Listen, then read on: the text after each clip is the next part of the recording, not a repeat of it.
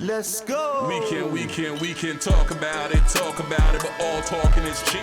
Cause the last word is me. The last word is me. We can talk about it, but you ain't beating me. Cause the last word is me. The last word is me. Yeah, I know. The last word is me. The last word is me. The last word is me. Say what? The last word is me. The last word is me. The last word is me. Believe that, man. The last word.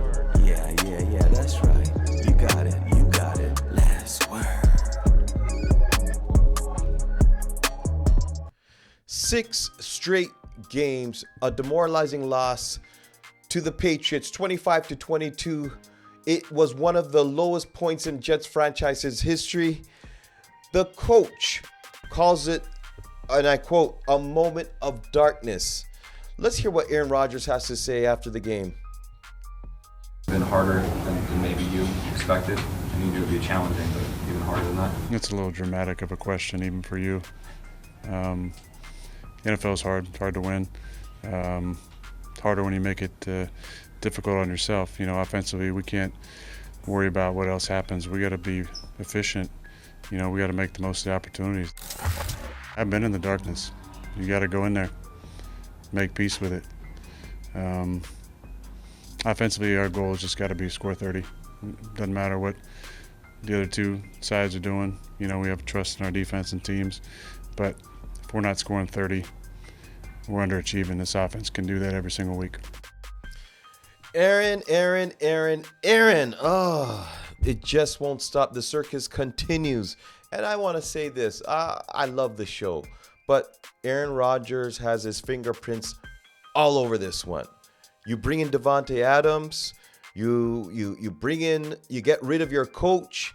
You have you demote Nathaniel Hackett. Blaming the defense. I don't know what more fingers you can point Aaron Rodgers. I don't know what more. Look at you, the way you even addressed that reporter. Like Aaron Rodgers, I'm not sure. I'm just gonna say this. Great quarterbacks, you know how great they are because they show you how great they are. Joe Montana, great. He went to Kansas City. Didn't win a Super Bowl, but he did fairly well. I think he reached the AFC Championship game. You're talking about, of course, Peyton Manning. He left the Colts. He went to the Broncos, delivered a Super Bowl. And of course, my main guy, TB12. He left New England, which he just got lost for 6 straight losses. I don't know how Aaron Rodgers is going to even live with himself after this. Tom Brady left New England, went to Tampa Bay, won a Super Bowl. Aaron Rodgers, Brett Favre at least showed signs of promise when he left Green Bay and ended up in the Jets as well as Minnesota. But Aaron Rodgers, you are looking so bad.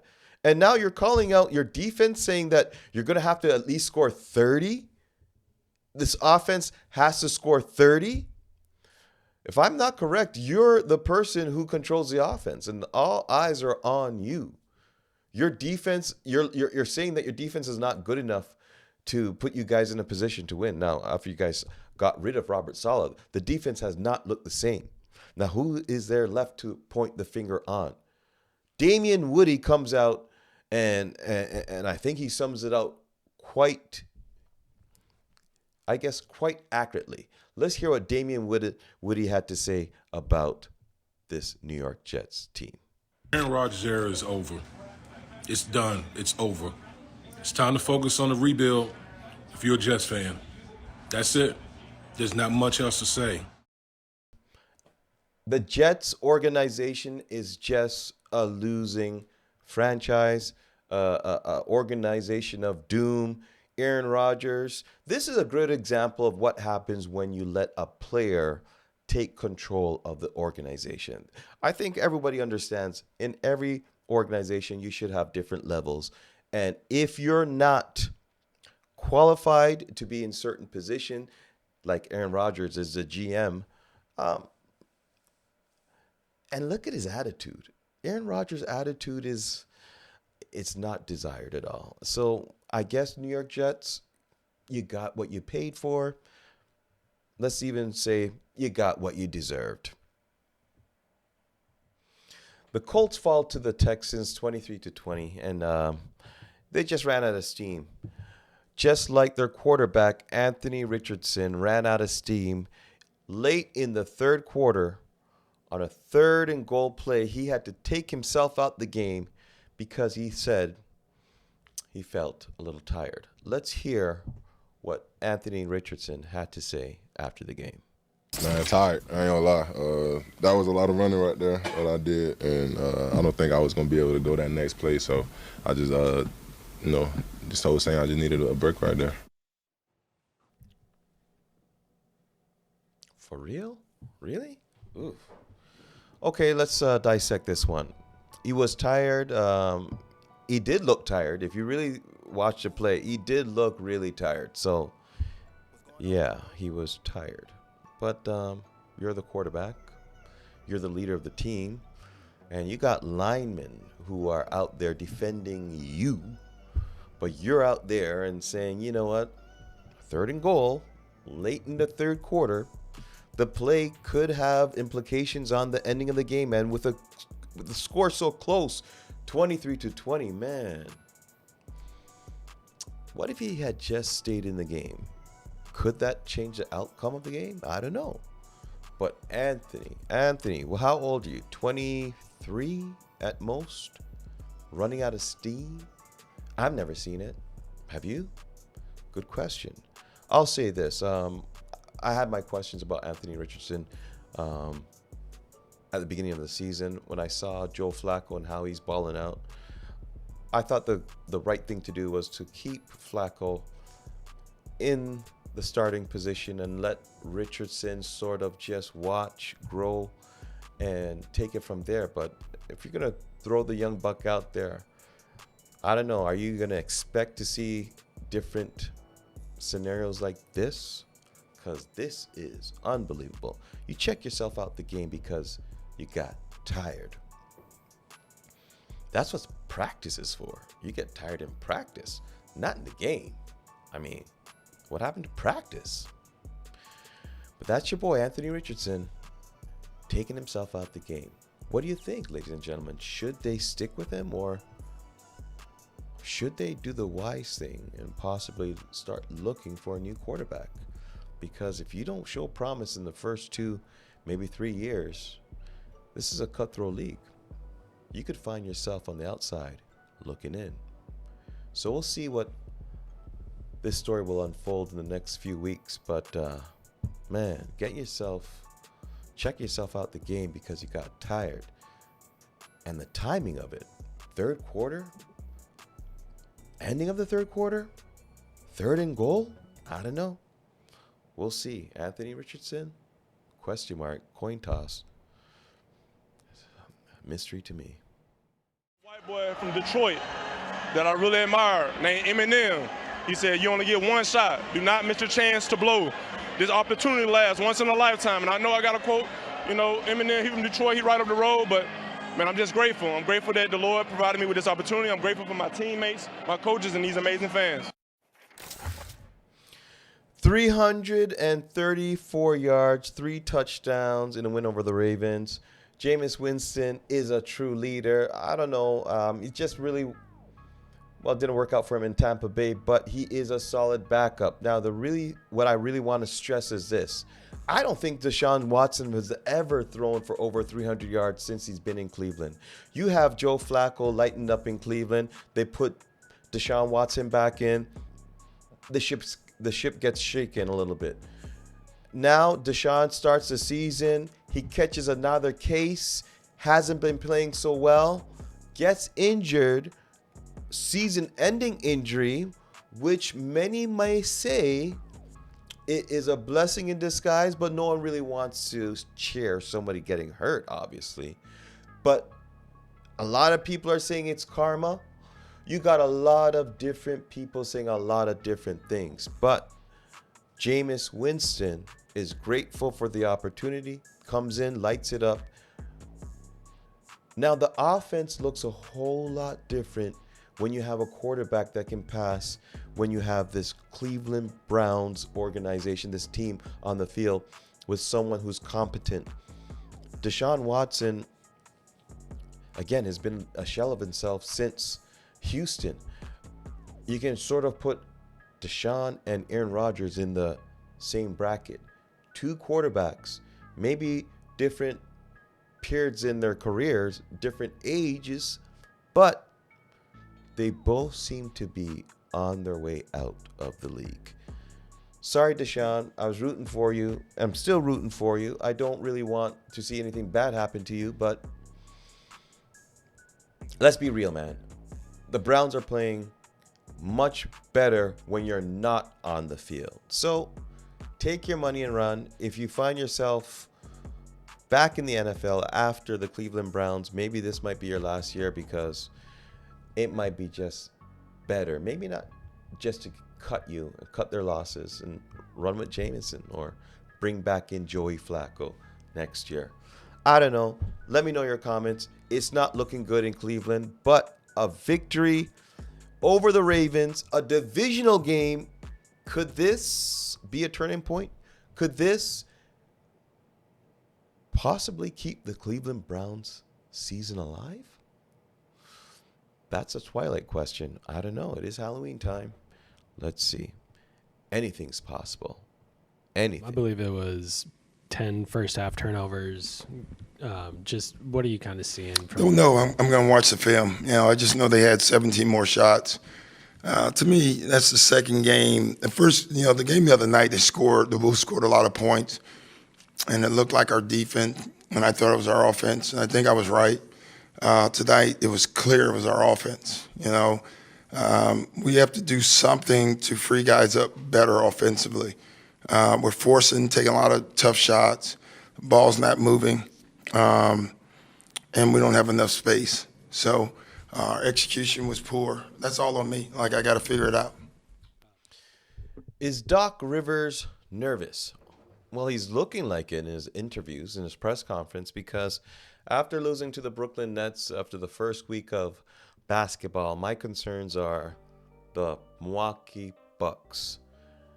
I don't see them, the way the team is positioned. You got Giannis and you got Dame. And you got a bunch of missing filling pieces. You got Portis, you got Lopez, you got Middleton, but he's always injured. But the Milwaukee Bucks, I'm just going to say this. I think it's time that they trade Damian Lillard. The experiment is over. I think that they should try to make a trade with the Phoenix Suns. Phoenix Suns has 3 contracts over $200 million. I'm sure they can spare one. Lillard is making $48 million, the same as Giannis, and he's 34 years old. Your athleticism starts to deteriorate after a certain period. Lillard does not have the athleticism that he once had, and he's not the shooter that he used to be. So when you think about it, he still has a name, yes, but he's just not. Sometimes when you used to play video games, it brings me back to when I was a kid. Certain players just don't fit together. And I think we're seeing that even though they're great individual talents, they just don't fit well together. Lillard's pick and roll, the 1-2, it works sometimes, but it just doesn't seem to be smooth. So if I have to say my surprise of 2024-25 NBA season, but I don't think I was surprised because I kind of had this deep feeling down that Lillard and Giannis will not work. And at 34, I think that the Bucks should really think about trading him and getting some assets that can be useful to Giannis now. As you can see, look how valuable Drew Holiday was. I think the Bucks actually would be in a better position if they never really got rid of him. He'd be cheaper, and you probably have a lot more money to spend on a superstar, i.e. Jimmy Buckets is looking for a new home and a new contract. So it's a waiting game and a patience game, and everybody wants it now. I understand. And Giannis, he did sign that big contract, and he was showing his commitment to the city of Milwaukee. But I think they pulled the trigger just a little bit prematurely, and Damian Lillard is just not the answer. We'll see. But it is looking really dark. I think the Bucks are like the Jets in a dark place, and Doc Rivers is nervous, but they can't fire him because that'd be like playing musical chairs or hot potato with your coaches. Milwaukee's gotten rid of Coach Bud. They got rid of Griffin. Now they bring in Doc. Can you get rid of Doc?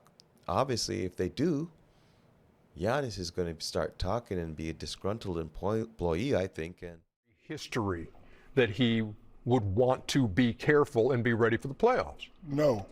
Let me ask you a question first. How did he get hurt last year? You remember? He was playing great and somebody ran into his knee, right? That's a freak injury. You can't foresee that. So my point is you can't be afraid of the injuries. Yes, he's injury prone, he's a big guy, whatever, but when you're trying to win a championship, the plan needs to be we need to be dominant at home. The plan needs to be we need to get 1 through 4 in home court advantage. The plan is I need to show everybody I'm the best big man. The plan is I got to keep everybody involved. So if I do go out, guys like Tyrese Maxey have the confidence to hold it down until I get back. You can't say, oh, you know what, I'm gonna sit and cheer up so I don't get hurt. What if somebody falls into his knee again? You like some accidents you can prevent, but you can never prevent freak accidents. For example, I missed. Joel Embiid is not going to be playing in back-to-backs. Now, I think, first of all, they talk too much. You don't tell everybody that you're going to be not playing in back-to-back games even before the season starts. Now, I was proud. I was happy that, that he lost some weight. They said he's come in condition, and I was hoping that would help him not get injured. But to hear this is crazy. Now, he just signed for 3 years, $193 million, 3 years, an extension to play basketball. And he's not going to work 9 to 5 every day. He's playing basketball 3 years, 190. How much $1 million he's making? Now, all he had to do was say, you know what? He has a great backup in Drummond. All he had to say, coach, I can play 20 minutes on a back-to-back, 25 minutes on a back-to-back. You don't necessarily have to just come out and say, I'm not going to play. Now, if you're really serious about winning a title, a championship, you've got to win some games. And back-to-back, sometimes you're just going to have to suck it up, tough it out, and go out there and actually play, because that window, that trust the process window, no one trusts this process. I think Joel Embiid's window is closing, and you probably have another year or two. He's played with Ben Simmons. He's played with James Harden. He's played with Jimmy Buckets, and now he's got PG-13. How many more people are you going to shuffle around and try to fit missing pieces with Joel Embiid to understand that maybe Joel Embiid is a problem? Maybe he needs to get himself together. I've seen Anthony Davis do it.